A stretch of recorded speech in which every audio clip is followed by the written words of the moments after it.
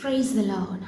ദൈവത്തിൻ്റെ അതിപരിശുദ്ധമായ നാമം ഈ പ്രഭാതത്തിലും വാഴ്ത്തപ്പെടുമാറാകട്ടെ. എന്നെ ശ്രവിക്കുന്ന എല്ലാ പ്രിയ ദൈവമക്കൾക്കും യേശു ക്രിസ്തുവിൻ്റെ നിസ്തുല്യ നാമത്തിലുള്ള എൻ്റെ സ്നേഹവന്ദനങ്ങൾ. അത് ലൂക്കോസ് എഴുതിയ സുവിശേഷം 17-ാം അധ്യായം അതിൻ്റെ 20-21 വചനങ്ങളിൽ ദൈവരാജ്യം എപ്പോൾ വരുന്നു എന്ന് പരീശന്മാർ ചോദിച്ചതിന് ദൈവരാജ്യം കാണത്തക്കവണ്ണമല്ല വരുന്നത്, ഇതാ ഇവിടെയെന്നും അത് അവിടെയെന്നും പറയുകയുമില്ല, ദൈവരാജ്യം നിങ്ങളുടെ ഇടയിൽ തന്നെ ഉണ്ടല്ലോ എന്ന് അവൻ ഉത്തരം പറഞ്ഞു. ഇവിടെ യേശു കർത്താവ് പറയുന്നൊരു വാക്ക്, ഒരു വാചകം നാം ശ്രദ്ധിക്കണം. ദൈവരാജ്യം നിങ്ങളുടെ ഇടയിൽ തന്നെ ഉണ്ടല്ലോ. അതെ, ഇന്ന് പകൽക്കാലം നാം ശോധന ചെയ്യേണ്ടത് ഏറ്റവും അത്യാവശ്യമാകുന്നു. ദൈവരാജ്യം നമ്മുടെ ഇടയിലുണ്ടോ? നാം ദൈവരാജ്യത്തിൽ ഉൾപ്പെട്ട് നിൽക്കുന്നവരാണോ? നാം ഏതൊക്കെ കാര്യങ്ങൾ ചെയ്താൽ മാത്രമേ നാം ദൈവരാജ്യത്തിൽ ഉള്ളവരെന്ന് നമുക്ക് അവകാശപ്പെടുവാൻ കഴിയത്തുള്ളൂ? ഏതൊക്കെ കാര്യങ്ങൾ ചെയ്യാതിരുന്നാൽ സ്തോത്രം, നാം എവിടെയാണ് നിൽക്കുന്നത്? നാം ദൈവത്തിന് കൊള്ളാകുന്നവരാണോ? അതിനെക്കുറിച്ച് നമുക്ക് ചിന്തിക്കാം. അതെ, റോമർക്കെഴുതിയ ലേഖനം 14-ാം അധ്യായം അതിൻ്റെ 17-18 വചനങ്ങളിൽ നാം വായിക്കുന്നു, ദൈവരാജ്യം ഭക്ഷണവും പാനീയവുമല്ല, നീതിയും സമാധാനവും പരിശുദ്ധാത്മാവിൽ സന്തോഷവും അത്രേ. ഇവിടെ ഒന്നാമത് പറയുന്നു, ദൈവരാജ്യം ഭക്ഷണവും പാനീയവും അല്ല. അത് ദൈവരാജ്യം നമ്മുടെ ഇടയിൽ തന്നെ ഉണ്ട് എന്ന് പറഞ്ഞാൽ നാം ദൈവരാജ്യത്തെ ഭക്ഷണത്തിലും പാനീയത്തിലും ഒതുക്കുവാൻ പാടില്ല. അതിന് തൊട്ട് മുന്നിലുള്ള വചനങ്ങളിൽ നാം വായിക്കുന്നു, ഭക്ഷണം കൊണ്ട് മലിനമാണ്, അവൻ മലിനമാണ്, ഇവൾ മലിനമാണ് എന്ന് നാം പറയേണ്ട ആവശ്യമില്ല. അതായത് പുറമേയുള്ള കാര്യങ്ങളെ നോക്കി വിധിക്കേണ്ട ആവശ്യമില്ല. സ്തോത്രം. അതുപോലെ പുറമേയുള്ള ഭക്ഷണം പാനീയവും ഒക്കെ ദൈവം നമുക്ക് നൽകുന്നു എന്ന് പറഞ്ഞ് സംതൃപ്തിയോടെ ഇരിക്കുന്നതും ദൈവരാജ്യം അല്ല. മറിച്ച് നീതിയും സമാധാനവും പരിശുദ്ധാത്മാവിൽ സന്തോഷവും അത്രേ. ദൈവത്തിൻ്റെ നീതി നാം നടപ്പാക്കിക്കൊണ്ട്, കാരണം അതേ അധ്യായം 14-ാം അധ്യായം 12-ാം വചനത്തിൽ വായിക്കുന്നു, ആകയാൽ നമ്മിൽ ഓരോരുത്തരും ദൈവത്തോട് കണക്ക് ബോധിപ്പിക്കേണ്ടി വരും. അതുകൊണ്ട് സ്തോത്രം, ഭക്ഷണത്തിൻ്റെ പേരിൽ പാനീയത്തിൻ്റെ പേരിൽ അല്ല എങ്കിൽ സ്തോത്രം, നാം മറ്റുള്ളവരെ വിധിക്കേണ്ടത് ആവശ്യമില്ല. ദൈവത്തിൻ്റെ നീതി നാം പിന്തുടർന്നുകൊണ്ട് സമാധാനമുള്ളവരായി, മാത്രമല്ല പരിശുദ്ധാത്മാവിൽ സന്തോഷിക്കുന്നവരാണ്. ദൈവം നമുക്ക് നൽകുന്ന നന്മയിൽ നമുക്ക് സന്തോഷിക്കാം. എന്നാൽ എല്ലാറ്റിനേക്കാളും ഉപരി പരിശുദ്ധാത്മാവിൽ നാം ദൈവത്തിൽ എത്രയാണ് സന്തോഷിക്കുന്നത്, അതാണ് ദൈവരാജ്യം. തീർന്നില്ല, അടുത്ത വചനത്തിൽ വായിക്കുന്നു, അതിൽ, അതായത് ദൈവരാജ്യത്തിൽ ക്രിസ്തുവിനെ സേവിക്കുന്നവൻ ദൈവത്തെ പ്രസാദിപ്പിക്കുന്നവനും മനുഷ്യർക്ക് കൊള്ളാകുന്നവനും തന്നെ.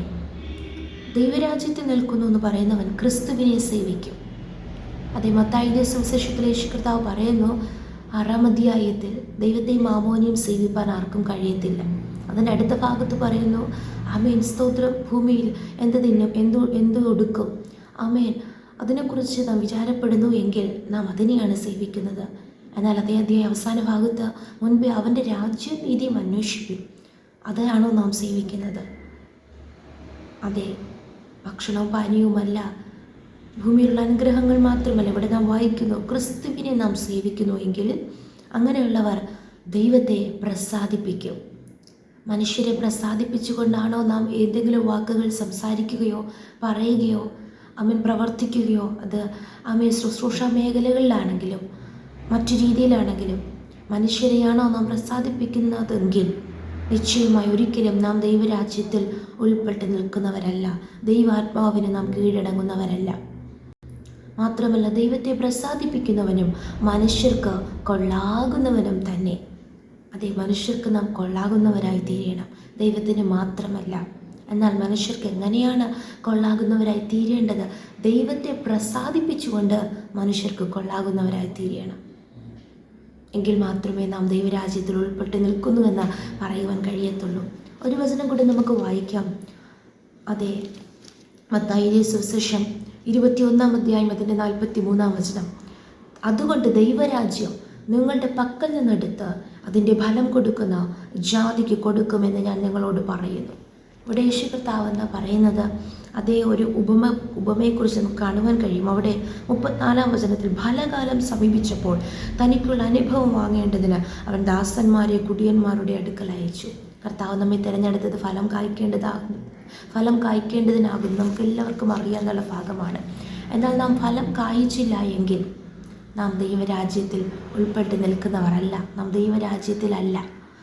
അതെ, നാം ഫലം കായ്ച്ചില്ലെങ്കിലോ ദൈവരാജ്യത്തിലാണെന്ന് അവകാശപ്പെടുന്ന നമ്മെ നീക്കി ദൈവം ആ ദൈവരാജ്യം ജാതികൾക്ക് കൊടുക്കും. സ്തോത്രം. അതെ, ഈ നാളുകളിൽ പാരമ്പര്യങ്ങൾ, അതെ പണ്ടേ ചെയ്തു വന്ന കാര്യങ്ങളെല്ലാം വിശ്വസിച്ച് നമ്മുടേതായ സ്വന്തം രീതിയിൽ നാം ജീവിതം മുന്നോട്ട് നയിക്കാതെ ദൈവാത്മാവിൻ്റെ കരങ്ങളിൽ പൂർണ്ണമായി സമർപ്പിച്ചുകൊണ്ട്, യേശു കർത്താവ് പറഞ്ഞു ദൈവരാജ്യം നിങ്ങളുടെ ഇടയിൽ തന്നെ ഉണ്ട്.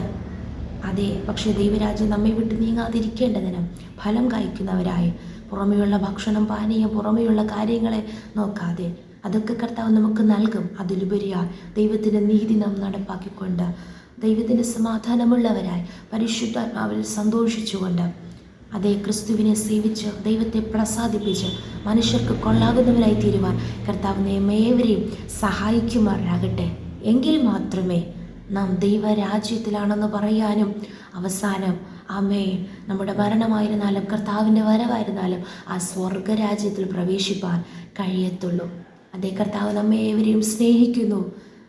അതേ, വചനം നമുക്ക് പൂർണ്ണമായി വിശ്വസിക്കാം, വചനപ്രകാരം നമുക്ക് ജീവിക്കാം. നമ്മുടെ കർത്താവ് വരാറായി, കർത്താവിൻ്റെ വരവിനായി ഒരുങ്ങാം. ഈ വചനങ്ങളാൽ കർത്താവ് നമ്മേവരെയും അനുഗ്രഹിക്കുമാറാകട്ടെ. ആമേൻ. നമുക്കൊരുമിച്ച് പ്രാർത്ഥിക്കാം. നല്ല ദൈവമേ, സ്വർഗ്ഗസ്ഥ പിതാവേ, അനുഗ്രഹിക്കപ്പെട്ട നല്ല പ്രഭാതത്തിനാൽ ഞങ്ങൾ അങ്ങേ സ്തുതിക്കുന്ന സ്തോത്രം ചെയ്യുന്നു. അതേ കർത്താവേ, ഈ പ്രഭാതത്തിലും അങ്ങ് ഞങ്ങൾക്ക് നൽകിയ നല്ല ആലോചനയ്ക്കായി സ്തോത്രം. ദൈവരാജ്യം ഞങ്ങളുടെ ഇടയിൽ തന്നെ ഉണ്ടല്ലോ കർത്താവേ. എന്നാൽ ഈ നാളുകൾ അങ്ങേക്ക് ഹിതമാവണ്ണം ജീവിപ്പാൻ ഞങ്ങളെ തന്നെ പൂർണ്ണമായി സമർപ്പിക്കുന്നു. ഞങ്ങളുടെ കൂടാരങ്ങളിൽ പരിശുദ്ധാത്മാവിൽ എല്ലാവരും സന്തോഷിക്കുന്നവരായി മാറട്ടെ. അങ്ങനെയാണെങ്കിൽ ഉല്ലാസത്തിൻ്റെയും ജയത്തിൻ്റെയും ഘോഷം മുഴങ്ങുമല്ലോ. യഹോവയുടെ വലങ്കൈ വീര്യം പ്രവർത്തിക്കുമല്ലോ കർത്താവെ. പൂർണ്ണമായി വിശ്വസിക്കുന്ന കർത്താവ്, വചനം കേട്ടുകൊണ്ടിരിക്കുന്ന ഓരോരുത്തരോടും കർത്താവ് സംസാരിച്ചതിനാൽ സ്തോത്രം ചെയ്യുന്നു. എല്ലാവരെയും കർത്താവ് അനുഗ്രഹിക്കുമാറാകണമെന്ന് പ്രാർത്ഥിക്കുന്നു.